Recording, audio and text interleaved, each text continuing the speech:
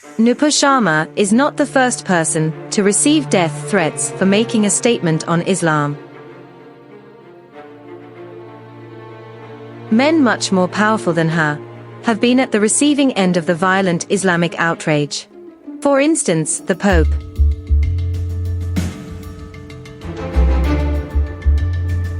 On September 12, 2006, Pope Benedict gave a speech on faith, reason, and the university.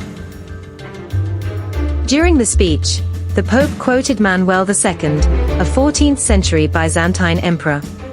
He said,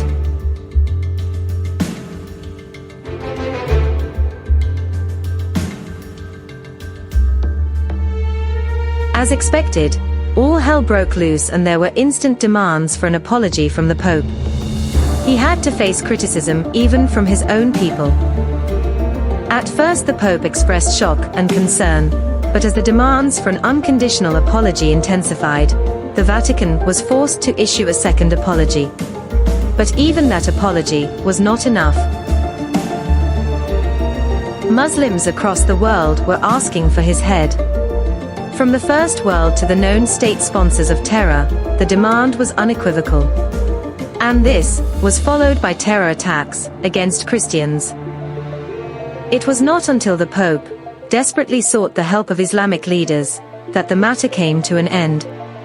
His apology was accepted by Muslim leaders, bringing the matter to a close. But the message had been received.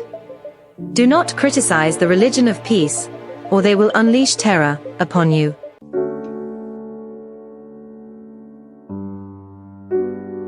This is Indologia. Please like and subscribe.